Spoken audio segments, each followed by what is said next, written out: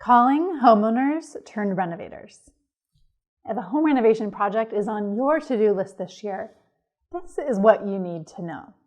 This is an important rule to follow as you begin to do your planning.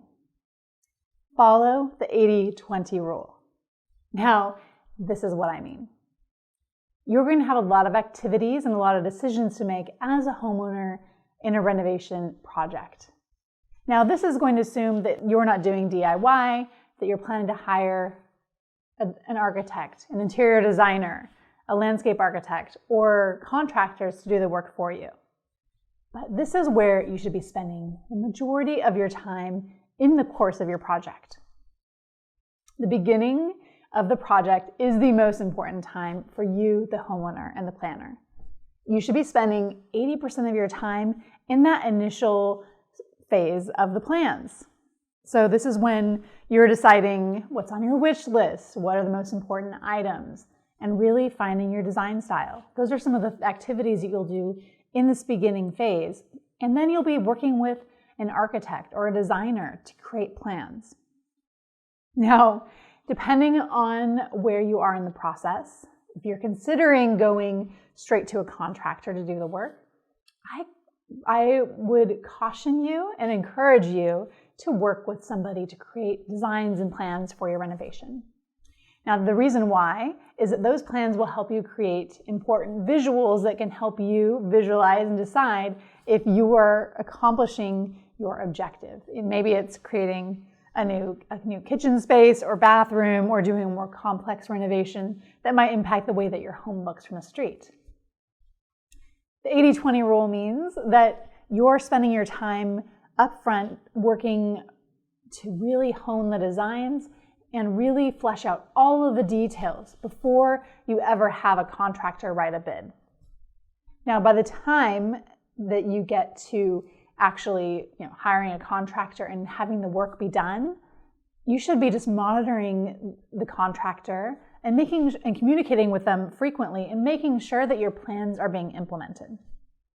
Now, if you don't follow this plan, if you make insufficient plans and you spend only half your time or 20% of your time up front making the plans, you're going to be spending a lot of time later in the process scrambling, making decisions as you go, implementing changes. And that is when you're going to have things like your costs escalate, or you're going to have surprises along the way. You're going to have timelines move to the right. So let's say that you're renovating your kitchen, you suddenly decide, hey, while we're at it, we're going to demo the bathroom.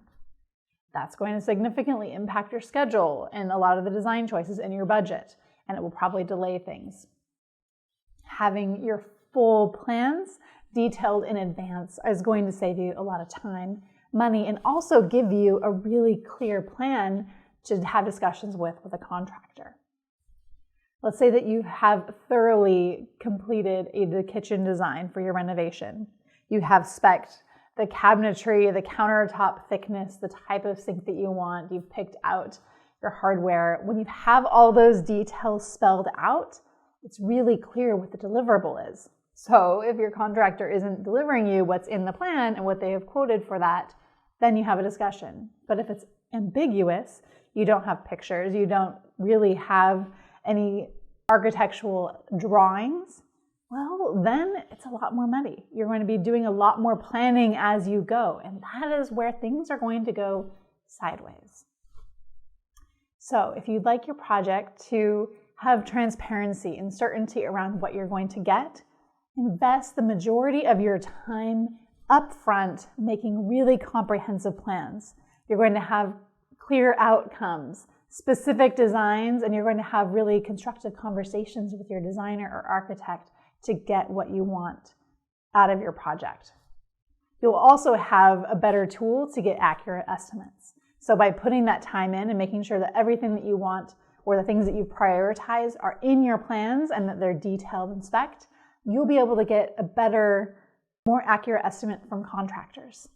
When you leave out some of the plans or they're ambiguous, that's when you have a lot of room for surprises.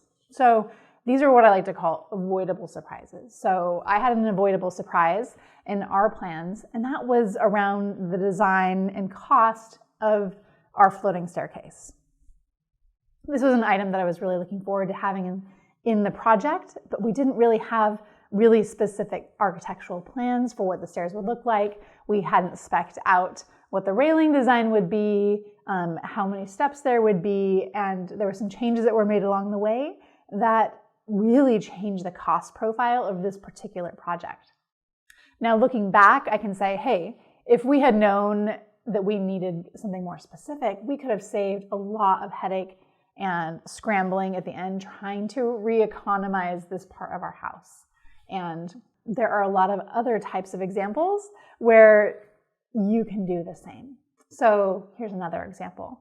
When you're going to tile a bathroom, get really specific about the layout you want. Now, it might seem like a really small detail, but deciding the thickness of the grout, the specific tile, and the pattern that you want, and having a visual representation of that will help you communicate with the installer about exactly what it should look like. But the drawings will help you also do the math.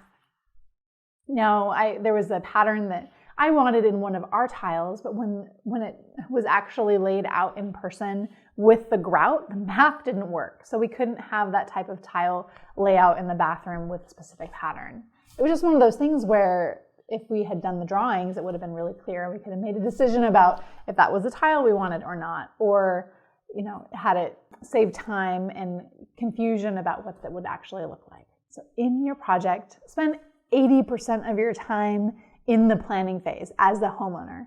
So when it comes to actually managing and overseeing the project, stopping by your project to make sure everything's on track, that should be a much smaller percentage of the time that you spend in your project.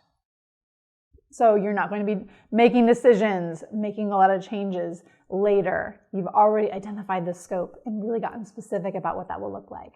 This will really make it more clear to you and to the contractors that you hire about what the outcome will be. And you're going to have a lot more success in your project if you follow the 80-20 rule. Thank you so much for watching. I'm Julie Bennett, and this is the Renovator's Toolkit. I'm a homeowner turned renovator and a woman on a mission to make renovation easier.